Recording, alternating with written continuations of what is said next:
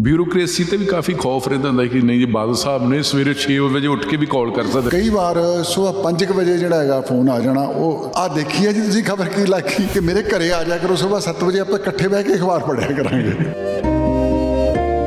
ਨਾ ਤਾਂ ਉਹ ਘੜੀ ਰੱਖਦੇ ਸੀ ਆਪਦੇ ਕੋਲੇ, ਨਾ ਉਹਨਾਂ ਕੋਲ ਪੈਨ ਸੀ। ਜਿੱਥੇ ਪਹੁੰਚਣਾ ਹੁੰਦਾ 10 ਮਿੰਟ ਪਹਿਲਾਂ ਭਾਵੇਂ ਪਹੁੰਚ ਜਾਣ, ਲੇਟ ਨਹੀਂ ਸੀ।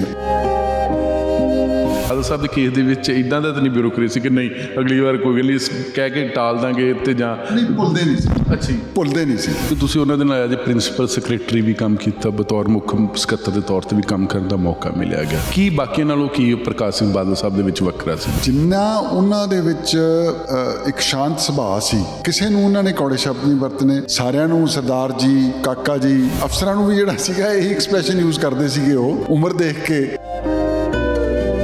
ਸੰਗਤ ਦਰਸ਼ਨ ਦੀ ਅਸੀਂ ਕਈ ਵਾਰ ਉਹਨਾਂ ਨੂੰ ਕਿਹਾ ਕਿ ਸਰ ਕਈ ਤੁਸੀਂ ਸੰਗਤ ਦਰਸ਼ਨ 'ਚ ਇੰਨਾ ਟਾਈਮ ਲਾ ਦਿੰਦੇ ਹੋਗੇ, 8-8 10-10 ਘੰਟੇ ਉੱਠਦੇ ਨਹੀਂ ਪਿੰਡਾਂ ਜਾ ਕੇ ਜਿਹੜਾ ਹੈਗਾ। ਸਰ ਨਹੀਂ ਇਹ ਤੁਹਾਨੂੰ ਨਹੀਂ ਪਤਾ, ਇਹ ਜੋ ਰਗ ਮਿਲਦੀ ਹੈ ਜਦ ਕਾਮਨ ਬੰਦੇ ਦੇ ਨਾਲ, ਤੇ ਉਹ ਜੇ ਕੋਈ ਫੀਡਬੈਕ ਆਉਂਦੀ ਹੈ ਮੈਨੂੰ ਕਾਗਜ਼ਾਂ ਦੇ ਵਿੱਚ, ਇਹਦੇ 'ਚ ਬੜਾ ਫਰਕ ਹੈ।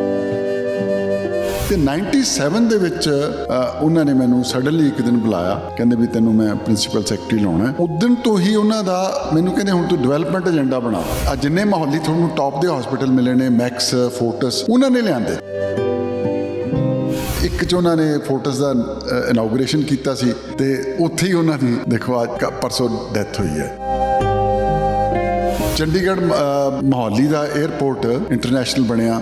ਲੁਧਿਆਣੇ ਦਾ ਡੈੱਡ ਪਿਆ ਸੀ, ਉਹਨੂੰ ਰਿਵਾਈਵ ਕਰਾਇਆ। ਸਾਇੰਸ ਸਿਟੀ ਬਣਾਉਣ ਦਾ ਇੱਕ ਉਹਨਾਂ ਦਾ ਸੀਗਾ ਮਨ।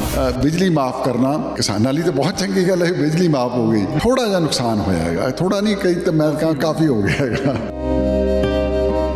ਤੁਹਾਡੇ ਬਾਦਲ ਸਾਹਿਬ ਨਾਲ ਕਿਵੇਂ ਰਿਲੇਸ਼ਨ ਕਿਤੇ ਥੋੜੀ ਬਹੁਤੀ ਹੋਈ ਕਿ ਨਹੀਂ ਬਾਦਲ ਸਾਹਿਬ ਇਦਾਂ ਨਹੀਂ ਹੋ ਸਕਦਾ ਜੀ ਤੁਸੀਂ ਨਹੀਂ?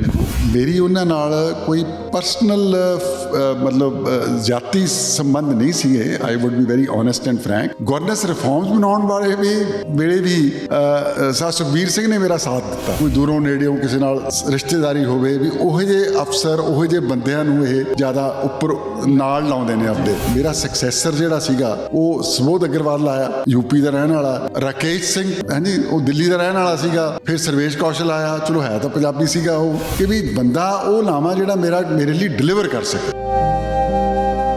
ਪੋਲੀਟੀਕਲ ਲੀਡਰਸ ਨੇ ਉਹ ਇਹ ਜ਼ਰੂਰ ਕਹਿੰਦੇ ਨੇ ਕਿ ਇਹਨਾਂ ਨੇ ਪੰਥਕ ਪੋਲਿਟਿਕਸ ਛੱਡ ਦਿੱਤਾ, ਉਸ ਦੇ ਕਰਕੇ ਪਾਰਟੀ ਦਾ ਨੁਕਸਾਨ ਹੋਇਆ ਹੈਗਾ। ਸੂਬੇ ਦੇ 5 ਵਾਰ ਮੁੱਖ ਮੰਤਰੀ ਰਹੇ ਪ੍ਰਕਾਸ਼ ਸਿੰਘ ਬਾਦਲ ਸਾਡੇ ਵਿਚਕਾਰ ਨਹੀਂ ਰਹੇ, ਪਰ ਬਤੌਰ ਮੁੱਖ ਮੰਤਰੀ ਪੰਜਾਬ ਨੂੰ ਲੈ ਕੇ, ਪੰਜਾਬ ਦੀ ਡਿਵੈਲਪਮੈਂਟ ਨੂੰ ਲੈ ਕੇ ਕਿਵੇਂ ਦੇਖਦੇ ਰਹੇ ਹੈਗੇ ਨੇ? ਖਾਸ ਕਰਕੇ ਪੰਜਾਬ ਦੇ ਵਿੱਚ, ਖਾਸ ਕਰਕੇ ਜਿਹੜਾ ਪਿੰਡਾਂ ਦੇ ਵਿੱਚ ਡਿਵੈਲਪਮੈਂਟ ਜਾਂ ਓਵਰਆਲ ਡਿਵੈਲਪਮੈਂਟ ਦੀ ਗੱਲ ਕੀਤੀ ਜਾਵੇ, ਤੇ ਖਾਸ ਕਰਕੇ ਪੰਜਾਬ ਦੇ ਵਿੱਚ ਵਿਕਾਸ ਨੂੰ ਲੈ ਕੇ ਉਹਨਾਂ ਦੇ ਵਿੱਚ ਜਿਹੜੀ ਇੱਕ ਲਲਕ ਜੀ ਰਹਿੰਦੀ ਸੀ। ਅੱਜ ਉਸੇ ਮਸਲੇ 'ਤੇ ਗੱਲਬਾਤ ਕਰਾਂਗੇ। ਬਹੁਤ ਹੀ ਸੀਨੀਅਰ ਅਹੁਦੇ ਤੋਂ ਰਿਟਾਇਰ ਹੋਏ ਨੇ, ਚੀਫ ਸੈਕਟਰੀ ਅਹੁਦੇ ਤੋਂ ਰਿਟਾਇਰ ਹੋਏ ਨੇ, ਜਿਨ੍ਹਾਂ ਨੇ ਪ੍ਰਕਾਸ਼ ਸਿੰਘ ਬਾਦਲ ਸਾਹਿਬ ਦੇ ਨਾਲ ਬਤੌਰ ਪ੍ਰਿੰਸੀਪਲ ਸੈਕਟਰੀ ਟੂ CM ਤੇ ਸੂਬੇ ਦੇ ਮੁੱਖ ਸਕੱਤਰ ਵਜੋਂ ਵੀ ਕੰਮ ਕੀਤਾ। ਸਰਦਾਰ ਰਮੇਸ਼ ਇੰਦਰ ਸਿੰਘ ਹੋਣੀ ਜੀ, ਸਰ ਬਹੁਤ ਬਹੁਤ ਸਵਾਗਤ। ਸਤਿ ਸ਼੍ਰੀ ਅਕਾਲ ਜੀ। ਸਰ ਪਹਿਲਾਂ ਤਾਂ ਬਾਦਲ ਸਾਹਿਬ ਦੇ ਨਾਲ ਤੁਸੀਂ ਬਹੁਤ ਲੰਮਾ ਸਮਾਂ ਗੁਜ਼ਾਰਿਆ, ਉਹ ਸਾਡੇ ਵਿਚਕਾਰ ਵੀ ਨਹੀਂ ਹੈ, ਤੇ ਕੀ ਕਹਿਣਾ ਚਾਹੋਗੇ? ਦੇਖੋ ਜੀ, ਦੁੱਖ ਦੀ ਘੜੀ ਹੈ। ਉਹ ਮੈਂ ਤੇ ਐਕਸਪ੍ਰੈਸ਼ਨ ਯੂਜ਼ ਕੀਤਾ ਵੀ ਬਾਬਾ ਬੋੜ ਅਕਾਲੀ ਦਲ ਦੇ ਤੇ ਪੇਂਡੂ ਦੇ ਹਤੈਸ਼ੀ ਸਨ, ਅੱਜ ਸਾਡੇ 'ਚ ਨਹੀਂ ਰਹੇ। ਪ੍ਰਮਾਤਮਾ ਉਹਨਾਂ ਨੂੰ ਜਿੱਥੇ ਵੀ ਹਨ ਆਪਣੇ ਚਰਨਾਂ 'ਚ ਨਿਵਾਸ ਬਖਸ਼ੇ। ਸਾਡੀਆਂ ਤਾਂ ਪ੍ਰੇਅਰਸ ਐਂਡ ਵਿਸ਼ੇਜ਼ ਹੀ ਨੇ ਜੀ। ਸਰ ਕਿਵੇਂ, ਕਿਉਂਕਿ ਤੁਸੀਂ ਉਹਨਾਂ ਦੇ ਨਾਲ ਐਜ਼ ਪ੍ਰਿੰਸੀਪਲ ਸੈਕਟਰੀ ਵੀ ਕੰਮ ਕੀਤਾ, ਬਤੌਰ ਮੁੱਖ ਸਕੱਤਰ ਦੇ ਤੌਰ 'ਤੇ ਵੀ ਕੰਮ ਕਰਨ ਦਾ ਮੌਕਾ ਮਿਲਿਆ ਗਿਆ। ਬਹੁਤ ਸਾਰੇ ਬਾਕੀ ਮੁੱਖ ਮੰਤਰੀਆਂ ਨੂੰ ਤੁਸੀਂ ਦੇਖਿਆ ਗਾ, ਕੀ ਬਾਕੀਆਂ ਨਾਲੋਂ ਕੀ ਪ੍ਰਕਾਸ਼ ਸਿੰਘ ਬਾਦਲ ਸਾਹਿਬ ਦੇ ਵਿੱਚ ਵੱਖਰਾ ਸੀ ਜੀ? ਦੇਖੋ, ਉਹਨਾਂ ਦੀ 2 ਐਸਪੈਕਟ ਆਪਾਂ ਟੱਚ ਕਰ ਸਕਦੇ ਹਾਂ। ਇੱਕ ਤਾਂ ਉਹਨਾਂ ਦੀ ਪਰਸਨੈਲਿਟੀ ਸੀ ਜੀ। ਜਿੰਨਾ ਉਹਨਾਂ ਦੇ ਵਿੱਚ ਇੱਕ ਸ਼ਾਂਤ ਸੁਭਾਅ ਸੀ ਜੀ, ਔਰ ਕਿਸੇ ਨੂੰ ਉਹਨਾਂ ਨੇ ਕੌੜੇ ਸ਼ਬਦ ਨਹੀਂ ਵਰਤਨੇ। ਆਪਣੇ ਅਪੋਨੈਂਟਸ ਨੂੰ ਵੀ ਜਿਹੜਾ ਹੈਗਾ ਉਹ ਪਿਆਰ ਦੇ ਨਾਲ ਗਲਵੱਟੀ ਪਾਉਣੀ, ਗਲਵੱਟੀ। ਤਾਂ ਉਹ ਸੀਗਾ। ਮੈਂ ਤੁਹਾਨੂੰ ਦੱਸਦਾ, ਮੈਂ ਅੱਜ ਆਰਟੀਕਲ ਵੀ ਲਿਖਿਆ ਹੈਗਾ, ਤੁਸੀਂ ਸ਼ਾਇਦ ਦੇਖਿਆ ਹੋਵੇ, ਇੰਡੀਅਨ ਐਕਸਪ੍ਰੈਸ ਤੇ ਟਾਈਮਸ ਆਫ ਇੰਡੀਆ 'ਚ, ਵੀ ਜੇ ਕਿਸੇ ਅਫਸਰ ਨੇ ਉਹਨਾਂ ਦੀ ਕੋਈ ਡਿਸਕਸ਼ਨ ਮੀਟਿੰਗ ਦੇ ਵਿੱਚ ਕਹਿਣਾ ਕਿ ਸਰ ਇਹ ਆਹ ਤੁਹਾਡੀ ਜਿਹੜੀ ਪ੍ਰਪੋਜ਼ਲ ਹੈ ਇਹਦੇ ਬਾਰੇ ਆਹ ਵਿਚਾਰ ਹੈ, ਵੈਸੇ ਅਫਸਰ ਮੂੰਹ ਤਾਂ ਘੱਟ ਹੀ ਬੋਲਦੇ ਹੁੰਦੇ ਨੇ, ਪਰ ਉਹ ਕਦੇ ਵੀ ਉਹਨਾਂ ਨੇ ਗੁੱਸਾ ਨਹੀਂ ਮੰਨਿਆ ਜੀ। ਔਰ ਉਸ ਨੂੰ ਓਵਰਰੂਲ ਕਰਨ ਦੀ ਵੀ ਕੋਸ਼ਿਸ਼ ਨਹੀਂ ਕੀਤੀ ਅਫਸਰ ਨੂੰ, ਉਹਨੂੰ ਪਿਆਰ ਦੇ ਨਾਲ ਹੀ ਜਿਹੜਾ ਹੈਗਾ ਸਤਿਕਾਰ ਦੇ ਕੇ ਉਹ he use to win people to his ideas and thought process.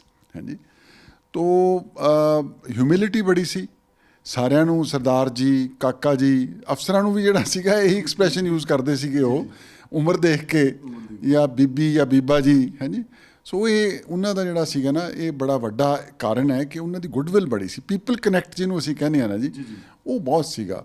ਸੰਗਤ ਦਰਸ਼ਨ ਦੀ ਅਸੀਂ ਕਈ ਵਾਰ ਉਹਨਾਂ ਨੂੰ ਕਿਹਾ ਕਿ ਸਰ ਦੇਖੋ ਤੁਸੀਂ ਇੰਨਾ time waste, sorry for using the word waste, ਅਸੀਂ ਉਹਨਾਂ ਨੂੰ ਇਹੀ ਕਿਹਾ ਕਿ ਤੁਸੀਂ ਸੰਗਤ ਦਰਸ਼ਨ 'ਚ ਇੰਨਾ ਟਾਈਮ ਲਾ ਦਿੰਦੇ ਹੋਗੇ, 8-8 10-10 ਘੰਟੇ ਉੱਠਦੇ ਨਹੀਂ ਪਿੰਡਾਂ 'ਚ ਜਾ ਕੇ ਜਿਹੜਾ ਹੈਗਾ ਵੀ ਇਹ ਕੰਮ ਨੂੰ ਆਪਾਂ ਸਿਸਟਮੇਟਾਈਜ਼ ਕਰਕੇ ਇੱਕ ਤਰੀਕੇ ਦੇ ਨਾਲ ਕਰੀਏ, ਅਫਸਰ ਭੇਜ ਦਿਆ ਕਰੀਏ ਅਨਾਉਂਸ ਕਰਕੇ, ਆਪੇ ਸੁਣ ਕੇ ਤੁਹਾਨੂੰ ਆ ਕੇ ਫੀਡਬੈਕ ਦੇਣਗੇ। ਉਹ ਕਹਿੰਦੇ ਨਹੀਂ ਜੀ ਸਰਦਾਰ ਸਾਹਿਬ, ਯੂਜ਼ ਵਰਡ ਉਹੀ ਸਰਦਾਰ ਸਾਹਿਬ ਕਰਦੇ ਸੀ, ਸਰਦਾਰ ਸਾਹਿਬ ਨਹੀਂ ਇਹ ਤੁਹਾਨੂੰ ਨਹੀਂ ਪਤਾ, ਇਹ ਜੋ ਰਗ ਮਿਲਦੀ ਹੈ ਜਦ ਕਾਮਨ ਬੰਦੇ ਦੇ ਨਾਲ, ਤੇ ਉਹ ਜੇ ਕੋਈ ਫੀਡਬੈਕ ਆਉਂਦੀ ਹੈ ਮੈਨੂੰ ਕਾਗਜ਼ਾਂ ਦੇ ਵਿੱਚ, ਇਹਦੇ 'ਚ ਬੜਾ ਫਰਕ ਹੈ। ਹਾਂਜੀ, ਔਰ ਉਹ ਇਨਫੈਕਟ ਇਸ ਲਾਸਟ ਟਰਮ ਦੇ ਵਿੱਚ ਤਾਂ ਉਹਨਾਂ ਨੇ ਇੱਥੇ ਸ਼ੁਰੂ ਕਰਤਾ ਸੀ ਸੰਗਤ ਦਰਸ਼ਨ, ਆਪਣੇ CM ਰੈਜ਼ੀਡੈਂਸ ਦੇ ਉੱਤੇ ਲੋਕਾਂ ਨੂੰ ਮਿਲਦੇ, ਫੋਲੋ ਅਪ ਕਰਨ ਦੇ ਲਈ ਇੱਕ ਸੈੱਲ ਕ੍ਰੀਏਟ ਕੀਤਾ ਕਿ ਜੋ ਚੀਜ਼ਾਂ ਆਉਂਦੀਆਂ ਨੇਗੀਆਂ। ਔਰ ਇਹ ਕਾਰਨ ਸੀ ਕਿ ਉਹਨਾਂ ਦਾ ਮਤਲਬ ਲੋਕਾਂ ਨਾਲ ਇੱਕ ਤਰ੍ਹਾਂ ਦਾ ਪਰਸਨਲ ਟੱਚ 1-to-1 ਸੀਗਾ ਜੀ। ਹਾਂਜੀ ਸਰ, ਜਿਵੇਂ ਤੁਸੀਂ ਜ਼ਿਕਰ ਕੀਤਾ ਕੋਈ ਪਾਲਿਸੀ ਬਣਾਉਣੀ ਹੈਗੀ ਆ, ਤੇ ਪੋਲੀਟੀਕਲ ਪਾਰਟੀ ਨੇ ਤੇ ਆਪਣੇ ਜਿਹੜਾ ਏਜੰਡਾ ਹੈਗਾ ਉਸ ਹਿਸਾਬ ਨਾਲ, ਤੇ ਕੋਈ ਆਫਿਸਰ ਕਿੰਤੂ ਪਰੰਤੂ ਕਰਦੇ ਕਿ ਨਹੀਂ ਜੀ ਕਾਨੂੰਨ ਇਹ ਆਗਿਆ ਨਹੀਂ ਦਿੰਦਾ ਹੈਗਾ, ਮੰਨ ਲੈਂਦੇ ਹੈਗੇ ਸੀ ਜੀ? ਨਹੀਂ, ਦੇਖੋ ਕਾਨੂੰਨ ਆਗਿਆ ਨਹੀਂ ਦਿੰਦਾ, ਉਹ ਤਾਂ ਮੰਨਣਾ ਹੀ ਪੈਣਾ ਜੀ ਜੀ, ਕਿਉਂਕਿ ਜੇ ਲਾਅ ਕਮਸ ਇਨ ਦਾ ਵੇ ਜੀ। ਬਟ ਜਿਹੜੇ ਫਾਈਨਰ ਇਸ਼ੂਜ਼ ਹੁੰਦੇ ਨੇਗੇ ਕਈ ਵਾਰ ਨਾ, ਉਹ ਦੇਖਣ ਦੀ ਲੋੜ ਹੁੰਦੀ ਹੈ। ਤੁਸੀਂ ਡਿਵੈਲਪਮੈਂਟ ਦੀ ਗੱਲ ਕੀਤੀ, ਉਹਨਾਂ ਨੂੰ ਜਨੂੰਨ ਸੀ ਡਿਵੈਲਪਮੈਂਟ ਦਾ। ਤਾਂ ਮੈਂ ਪਹਿਲੀ ਵਾਰ ਉਹਨਾਂ ਦੇ ਇਨ ਟੱਚ ਜਦ ਆਇਆ ਹੈਗਾ ਉਹ 1978 'ਚ ਆਇਆ ਜੀ। ਮੈਂ ADC ਸੀ ਫਰੀਦਕੋਟ ਤੇ ਉਹ CM ਸੀਗੇ। ਫਰੀਦਕੋਟ ਉਹਨਾਂ ਦਾ ਜ਼ਿਲ੍ਹਾ ਸੀ, ਮੁਕਤਸਰ ਉਦੋਂ ਮੋਗਾ ਮੁਕਤਸਰ ਦੋਨੋਂ ਫਰੀਦਕੋਟ ਦਾ ਹਿੱਸਾ ਸਨ। ਉਹਨਾਂ ਨੇ ਬਕਾਇਦਾ ਐਵਰੀ ਵੀਕਐਂਡ ਸੈਟਰਡੇ ਨੂੰ ਇੱਥੋਂ 4 ਵਜੇ ਚੱਲਦੇ ਹੁੰਦੇ ਚੰਡੀਗੜ੍ਹੋਂ, ਹਾਂਜੀ, ਤੇ ਉਹ 7:30 8 ਵਜੇ ਨੂੰ ਉਹਨਾਂ ਨੇ ਕਿਸੇ ਨਾ ਕਿਸੇ ਪਿੰਡ ਜਿੱਥੇ ਫੰਕਸ਼ਨ ਰੱਖਿਆ ਹੋਣਾ ਉੱਥੇ ਸਿੱਧੇ ਪਹੁੰਚਦੇ ਜੀ। ਹਾਂਜੀ, ਔਰ ਬੜਾ ਵੱਡਾ ਡਿਸਟ੍ਰਿਕਟ ਸੀ ਕਈ ਵਾਰ, ਕਿਉਂਕਿ ਜੇ ਮੁਕਤਸਰ ਤੁਸੀਂ ਜਾਣਾ, ਮੁਕਤਸਰ ਤੋਂ ਅੱਗੇ ਲੰਬੀ ਜਾਣਾ ਜਾਂ ਇੱਧਰ ਫਾਜ਼ਿਲਕਾ ਸਾਈਡ 'ਤੇ ਜਿਹੜੇ ਪਿੰਡ ਲੱਗਦੇ ਸੀ ਉੱਧਰ ਜਾਣਾ ਹੈਗਾ, ਸਾਨੂੰ ਵੀ ਫਰੀਦਕੋਟ ਤੋਂ ਚੱਲ ਕੇ 1.5 ਘੰਟਾ ਲੱਗ ਜਾਂਦਾ ਸੀ, 2 ਘੰਟੇ। ਸੋ ਅਰਲੀ ਮਾਰਨਿੰਗ ਉੱਠ ਕੇ ਸਾਰੇ ਅਫਸਰਾਂ ਨੇ ਉੱਥੇ ਜਾਣਾ। ਹਾਂਜੀ, ਔਰ ਦਿਨ 'ਚ ਉਹਨਾਂ ਨੇ 10-15 ਪਿੰਡ ਕੱਢਣੇ। ਇਸੇ ਤਰ੍ਹਾਂ ਸੰਡੇ ਨੂੰ, ਔਰ ਜਿੰਨੀਆਂ ਵੀ ਪ੍ਰੋਬਲਮਸ ਹੁੰਦੀਆਂ ਉਹਨਾਂ ਦਿਨਾਂ 'ਚ 2 ਹੀ ਪ੍ਰੋਬਲਮ ਸੀ ਉਸ ਇਲਾਕੇ ਦੇ ਵਿੱਚ ਜ਼ਿਆਦਾ। ਇੱਕ ਤਾਂ ਵਾਟਰ ਲੌਗਿੰਗ ਬੜੀ ਸੀ ਜੀ, ਸਬਸੋਇਲ ਵਾਟਰ ਜਿਹੜਾ ਨਾ ਬ੍ਰੈਕਿਸ਼ ਹੈ ਉੱਤੇ, ਉੱਪਰ ਆ ਕੇ ਖਾਰਾ ਉਹ ਬੰਜਰ ਬਣਾ ਦਿੰਦਾ। ਤੇ ਦੂਜੀ ਸੀਗੀ ਕਿ ਟੇਲਾਂ 'ਤੇ ਪਾਣੀ ਨਹੀਂ ਆਉਂਦਾ। ਉਹ ਪ੍ਰੋਜੈਕਟ ਮੌਕੇ 'ਤੇ ਉਹਨਾਂ ਨੇ ਸੈਂਕਸ਼ਨ ਕਰਨੇ। ਚੀਫ ਇੰਜੀਨੀਅਰ ਚੰਡੀਗੜ੍ਹੋਂ ਜਾਂਦੇ, ਹਾਂਜੀ, ਕਈ ਵਾਰ ਸੈਕਟਰੀ ਜਾਂਦੇ ਚੰਡੀਗੜ੍ਹੋਂ, FCD FCR ਉਹ ਬੁਲਾ ਲੈਂਦੇ ਸੀ ਨਾਲ। 2 ਰਹੇ ਨੇ, IC ਪੁਰੀ ਹੁੰਦਾ ਸੀ, KS ਬੈਂਸ ਸੀਗਾ, ਹਾਂਜੀ, ਬੜੇ ਸੀਨੀਅਰ ਅਫਸਰ ਸੀ ਕਿ ਪੁਰੀ ਸਾਹਿਬ ਦੇ ਬਾਅਦ ਚੀਫ ਸੈਕਟਰੀ ਵੀ ਬਣੇ। ਤਾਂ ਉਹ ਇੱਥੋਂ ਅਫਸਰ ਨਾਲ ਆ ਜਾਣੇ, ਮੌਕੇ 'ਤੇ ਡਿਸਕਸ ਹੋ ਕੇ ਉੱਥੇ ਕਹਿਣਾ ਵੀ ਹੁਣ ਇਹਨੂੰ ਕਲੀਅਰ ਕਰੋ ਪ੍ਰੋਜੈਕਟ ਨੂੰ, ਹਾਂਜੀ। ਅਤੇ ਅਗਲੀ ਵਾਰ ਮੈਂ ਤੁਹਾਨੂੰ ਦੱਸਦਾ, ਇੱਕ ਪਿੰਡ ਆ ਉੱਥੇ ਕਾਲਚਰਾਣੀ, ਹਾਂਜੀ, ਅਤੇ ਉਹਨਾਂ ਦੇ ਮਨ 'ਚ ਆ ਗਿਆ ਵੀ ਰੂਰਲ ਬੀਬੀਆਂ ਜਿਹੜੀਆਂ ਨੇਗੀਆਂ ਇਹਨਾਂ ਨੂੰ ਹੋਮ ਸਾਇੰਸ, ਉਹਨਾਂ ਦੇ ਨਾਲ ਹੋਮ ਸਾਇੰਸ ਬੜਾ ਵੱਡਾ ਸਬਜੈਕਟ ਬਣਿਆ ਹੋਇਆ ਸੀ early mid 70s and late 70s ਦੇ ਵਿੱਚ, ਕਿ ਇੱਥੇ ਹੋਮ ਸਾਇੰਸ ਦਾ ਕਾਲਜ ਹੋਣਾ ਚਾਹੀਦਾ ਹੈ। ਤੋ ਉਹ ਪਿੰਡ ਚਲੇ ਗਏ ਕਿ ਦੱਸੋ ਤੁਸੀਂ ਪੰਚਾਇਤ ਦਿਓ, ਮੈਂ ਬਣਵਾ ਦਿੰਦਾ। PAU ਨੂੰ ਮੈਂਡੇਟ ਕਰ ਦਿੱਤਾ, ਹਾਂਜੀ। ਅਤੇ ਅੱਛਾ, ਕਿਉਂਕਿ ਸੈਟਰਡੇ ਸੰਡੇ ਲਗਾਤਾਰ ਅਸੀਂ ਨਾਲ ਹੁੰਦੇ ਸੀਗੇ, ਕੋਈ ਮੌਕਾ ਨਹੀਂ ਸੀ ਮਿਲਦਾ ਛੁੱਟੀ ਦਾ। ਮੈਂ ਪ੍ਰੋਗਰਾਮ ਬਣਾ ਲਿਆ ਆਪਣੀ ਵਾਈਫ ਨਾਲ ਵੀ ਆਪਾਂ ਸੋਮਵਾਰ ਨੂੰ ਨਾ ਬਾਲ ਸਾਹਿਬ ਜਾਂਦੇ ਨੇ ਤਾਂ 4 ਦਿਨ ਦੀ ਛੁੱਟੀ ਲੈ ਕੇ ਸ਼ਿਮਲੇ ਚੱਲਦੇ ਹਾਂ, ਹਾਂਜੀ। ਅਤੇ ਉਹ ਚੰਡੀਗੜ੍ਹ ਨੂੰ ਆ ਗਏ, ਮੈਂ ਵੀ ਚੰਡੀਗੜ੍ਹ ਨੂੰ ਆ ਗਿਆ, ਇਸੇ ਘਰ 'ਚ ਪੇਰੈਂਟਲ ਹਾਊਸ ਹੈ। ਅਤੇ ਅਰਲੀ ਮਾਰਨਿੰਗ ਮੈਸੇਜ ਕਿ CM ਸਾਹਿਬ ਨਾਲ ਗੱਲ ਕਰੋ ਜੀ, ਜਿਹੜਾ ਹੈਗਾ ਵਾਇਰਲੈਸ ਕੰਟਰੋਲ ਰੂਮ ਦੇ ਜਿਹੜੇ ਨੇ। ਅਤੇ ਮੈਂ ਕਿਹਾ ਕੋਸ਼ਿਸ਼ ਕੀਤੀ, ਉਹ ਕਹਿੰਦੇ ਜੀ ਉਹ ਤਾਂ ਬਠਿੰਡੇ ਚਲੇ ਗਿਆ ਅੱਜ, ਹਾਂਜੀ। ਅਤੇ ਉਹ ਕਹਿੰਦੇ ਜੀ ਤੁਸੀਂ ਬਠਿੰਡੇ ਆ ਜਾਓ, ਹਾਂਜੀ। ਮੈਂ ਬਠਿੰਡੇ ਵਾਪਸ ਚਲਾ ਗਿਆ ਜੀ, ਛੁੱਟੀ ਕੈਂਸਲ ਕਰ ਦਿੱਤੀ। ਜਿਹੜਾ ਉਹਨਾਂ ਦੇ ਬ੍ਰਦਰ ਇਨ ਲਾ ਉੱਥੇ ਬਠਿੰਡੇ ਸੀ, ਉਹਨਾਂ ਦੇ ਘਰੇ ਤੇ ਮੈਂ ਪਹੁੰਚਿਆ, ਉਹ ਕਹਿੰਦੇ ਜੀ ਕੋਈ ਨਹੀਂ ਤੁਸੀਂ ਪ੍ਰਸ਼ਾਦਾ ਛਕੋ, ਆਉਂਦੇ ਨੇ ਉਹ ਪਿੰਡਾਂ ਦਾ ਦੌਰਾ ਕਰ ਰਹੇ ਨੇਗੇ ਤੇ 4-5 ਵਜੇ ਨੂੰ ਆ ਜਾਣਗੇ। ਮੈਂ ਪਹੁੰਚਿਆ ਤੇ ਮੈਨੂੰ ਆਉਂਦੇ ਨੂੰ ਕਹਿੰਦੇ ਜੀ ਉੱਥੇ ਇੱਟਾਂ ਪਹੁੰਚ ਗਈਆਂ ਕਿ ਨਹੀਂ। ਮਤਲਬ ਇੰਨਾ ਜਨੂੰਨ ਸੀ ਉਹਨਾਂ ਨੂੰ ਕਿ ਅਗਲੇ ਦਿਨ ਹੀ ਉਹ ਪੁੱਛ ਰਹੇ ਸੀ ਮੈਨੂੰ। ਇਸੇ ਤਰ੍ਹਾਂ ਸੈਂਟਰਲ ਗੌਰਮੈਂਟ ਦੀ 25 ਬੈਡਡ ਹਸਪੀਟਲਸ ਦੀ ਸਕੀਮ ਆਈ ਹਾਂਜੀ, ਤੇ ਉਹ ਮੈਨੂੰ ਡਾਇਰੈਕਸ਼ਨ ਆ ਗਈ ਕਿ ਜੀ ਤੁਸੀਂ ਪਿੰਡਾਂ 'ਚ ਜਾਓ, ਦੇਖੋ ਕਿੱਥੇ ਕਿੱਥੇ ਪੰਚਾਇਤ ਦੀ ਜ਼ਮੀਨ ਪਈ ਹੈ ਤੇ ਆਪਾਂ ਖੋਲ੍ਹ ਦਈਏ ਹਾਂਜੀ। ਸੋ ਅਗਲੇ ਹਫਤੇ ਹੀ ਉਹਨਾਂ ਨੇ ਨੀਂਹ ਪੱਥਰ ਰੱਖਣ ਲਈ ਕਰਤਾ। ਉਦੋਂ ਬਾਅਦ ਅਰਦਾਸ ਸਕੂਲ ਖੋਲ੍ਹੇ ਪੰਜਾਬ ਦੇ ਵਿੱਚ, ਔਰ ਡਿਊਟੀ ਲਾਤੀ ਕਿ ਜੀ ਬੈਸਟ ਟੀਚਰਸ ਜਿਹੜੇ ਨੇ ਇਹਦੇ ਪ੍ਰਿੰਸੀਪਲ ਲਾਓ ਤੁਸੀਂ। ਅਸੀਂ ਸਨਾਰ ਸਕੂਲ ਦੇ ਕੁਝ ਮਾਸਟਰ ਸੀਨੀਅਰ ਜਿਹੜੇ ਸੀਗੇ ਉਹਨਾਂ ਨੂੰ ਪਰਸੂਏਡ ਕਰਕੇ ਉੱਥੇ ਲਿਆਂਦਾ ਅਦਰ ਸਕੂਲਾਂ 'ਚ। ਫਰੀਦਕੋਟ ਜ਼ਿਲ੍ਹੇ ਦੇ 3 ਜਿਹੜੇ ਨੇਗੇ, ਹਰ ਬਲਾਕ 'ਚ ਇੱਕ ਖੋਲ੍ਹਣਾ ਸੀਗਾ। ਇਸੇ ਤਰ੍ਹਾਂ ਜਿਹੜੇ ਫੋਕਲ ਪੁਆਇੰਟ ਦੀ ਕੰਸੈਪਟ ਸੀਗੀ ਉਹ ਉਹਨਾਂ ਨੇ ਮਰਾਰਜੀ ਦੇਸਾਈ ਨੂੰ ਲਿਆ ਕੇ ਹਾਂਜੀ ਤੇ ਇਨੋਗੂਰੇਸ਼ਨ ਕਰਾਈ। ਉਹ ਕੰਸੈਪਟ ਇਹ ਸੀ ਜੀ ਕਿ 4-5 ਪਿੰਡਾਂ ਨੂੰ ਇਕੱਠਿਆਂ ਦਾ ਗਰੁੱਪ ਬਣਾ ਦਿਓ, ਉਹਨਾਂ ਦੀ ਜਿੱਥੇ ਰੁਝਾਨ ਹੈ ਉੱਥੇ ਜ਼ਮੀਨ ਲੈ ਕੇ ਇੱਕ ਫੜ ਬਣ ਜੇ, ਫੜ ਦੇ ਆਲੇ ਦੁਆਲੇ ਦੁਕਾਨਾਂ ਬਣ ਜਾਣ ਜਿਹਦੇ 'ਚ ਕੈਮਿਸਟ ਵੀ ਹੋਵੇ, ਟੈਲੀਫੋਨ ਵੀ ਹੋਵੇ। ਉਹਨਾਂ ਦਾ ਟੈਲੀਫੋਨ ਹੋਣਾ ਬੜੀ ਵੱਡੀ ਚੀਜ਼ ਸੀਗੀ, ਉਹ ਆਪਾਂ ਹੁਣ ਨਹੀਂ ਸਮਝਦੇ ਇਸ ਚੀਜ਼ ਨੂੰ। ਪੋਸਟ ਆਫਿਸ ਹੋਵੇ ਹਾਂਜੀ, ਬੈਂਕ ਦਾ ਕਾਊਂਟਰ ਹੋਵੇ, ਖਾਦ ਦਾ ਡਿਪੂ ਹੋਵੇ ਹਾਂਜੀ, ਤੇ ਨਾਲ ਇੱਕ ਸਟੋਰ ਹੋਵੇ ਜਿੱਥੇ ਕਿ ਸਾਰੀ ਕੋਆਪਰੇਟਿਵ ਸੁਸਾਇਟੀ ਦਾ ਇਨਪੁਟਸ ਜਿਹੜੀਆਂ ਨੇ ਐਗਰੋਕੈਮੀਕਲ ਜਾਂ ਫਰਟੀਲਾਈਜ਼ਰ ਲਿਆ ਕੇ ਰੱਖੇ ਜਾਣ ਹਾਂਜੀ। ਸੋ ਉਹ ਗਰੋਥ ਸੈਂਟਰ ਬਣ ਗਿਆ। ਅੱਜ ਆਪਾਂ ਰਿਅਲਾਈਜ਼ ਨਹੀਂ ਕਰਦੇ ਕਿਉਂਕਿ we have gone far beyond those points. 1970 ਦੇ ਵਿੱਚ ਜਿਹੜਾ ਸੀਗਾ ਨਾ ਜੀ, ਇਹ ਕੈਟਲਿਸਟ ਬਣਿਆ for growth of rural Punjab, ਕਿਉਂਕਿ ਟਾਊਨਸ ਨਾਲ ਕਨੈਕਟੀਵਿਟੀ ਹੋ ਗਈ। ਜਿੰਨੀ ਸਾਡੀ ਸਦਨ ਗ੍ਰੀਨ ਰੈਵੋਲੂਸ਼ਨ ਕਰਕੇ ਉਤਪਾਦਨ ਵਧਿਆ, ਉਹ ਫੈਸਿਲਿਟੀਜ਼ ਨੇ ਉਹਦੇ 'ਚ ਬੜਾ ਵੱਡਾ ਯੋਗਦਾਨ ਪਾਇਆ। ਅੱਜ ਵੀ ਤੁਸੀਂ ਦੇਖੋਗੇ ਕਈ ਪਿੰਡਾਂ ਦੇ ਵਿੱਚ ਜਾ ਕੇ ਅਜੇ ਉਹ ਫੋਕਲ ਪੁਆਇੰਟਸ ਬਹੁਤ ਐਕਟਿਵ ਨੇ, ਪਰ ਉਦੋਂ ਗੱਲ ਅੱਗੇ ਨਿਕਲ ਗਈ ਹੈਗੀ ਹੁਣ ਜਿਹੜੀ ਹੈ। ਸੋ ਇਹ ਜਨੂੰਨ ਜਿਹੜਾ ਸੀਗਾ ਨਾ ਉਹਨਾਂ ਦਾ, ਮੈਂ ਉਹ ਪਹਿਲੀ ਉਹਨਾਂ ਦੀ ਆਪਣੀ ਪੋਸਟਿੰਗ 'ਚ ਫਰੀਦਕੋਟ ਦੇਖਿਆ। ਉਦੋਂ ਬਾਅਦ ਫਿਰ ਮੈਂ ਉਹਨਾਂ ਦੇ ਕੰਟੈਕਟ 'ਚ ਆਇਆ, ਗੈਪ ਪੈ ਗਿਆ, ਉਹਨਾਂ ਦੀ ਸਰਕਾਰ ਟੁੱਟ ਗਈ, 2-2.5 ਸਾਲ ਸੀਗੀ। ਮੇਰੀ ਵੀ ਪੋਸਟਿੰਗਾਂ ਕਿਤੇ ਹੁੰਦੀਆਂ ਰਹੀਆਂ। ਮੈਂ ADC ਸੰਗਰੂਰ ਚਲਾ ਗਿਆ, ਫਿਰ ਜੁਆਇੰਟ ਸੈਕਟਰੀ ਐਜੂਕੇਸ਼ਨ ਆ ਗਿਆ, ਫਿਰ ਰੂਰਲ ਡਿਵੈਲਪਮੈਂਟ 'ਚ ਆ ਗਿਆ। ਤੇ 97 ਦੇ ਵਿੱਚ ਉਹਨਾਂ ਨੇ ਮੈਨੂੰ ਸਡਨਲੀ ਇੱਕ ਦਿਨ ਬੁਲਾਇਆ ਤੇ ਕਹਿੰਦੇ ਵੀ ਤੈਨੂੰ ਮੈਂ ਪ੍ਰਿੰਸੀਪਲ ਸੈਕਟਰੀ ਲਾਉਣਾ ਤੇ ਤੂੰ ਜੁਆਇਨ ਕਰ ਲੈ। ਕਰਨਾ ਇਹ ਬੜੀ ਕੋਵੈਟਡ ਪੋਸਟ ਸੀਗੀ ਜਿਹੜੀ ਹੈਗੀ ਹੈ। ਤੇ ਤੁਸੀਂ ਦੇਖੋ ਵੀ ਉਦਣ ਤੋਂ ਹੀ ਉਹਨਾਂ ਦਾ ਮੈਨੂੰ ਕਹਿੰਦੇ ਹੁਣ ਤੂੰ ਡਿਵੈਲਪਮੈਂਟ ਏਜੰਡਾ ਬਣਾ ਹਾਂਜੀ। ਤੇ ਡਿਵੈਲਪਮੈਂਟ ਏਜੰਡਾ ਕੀ ਬਣਿਆ ਜੀ, ਉਹਦੇ 'ਚ ਇੱਕ ਤੇ ਰਿਫਾਈਨਰੀ ਦਾ, ਇੰਡੀਅਨ ਆਇਲ ਕਾਰਪੋਰੇਸ਼ਨ ਦੇ ਨਾਲ ਰਿਫਾਈਨਰੀ ਦਾ ਅਸੀਂ ਐਗਰੀਮੈਂਟ ਕਰ ਲਿਆ।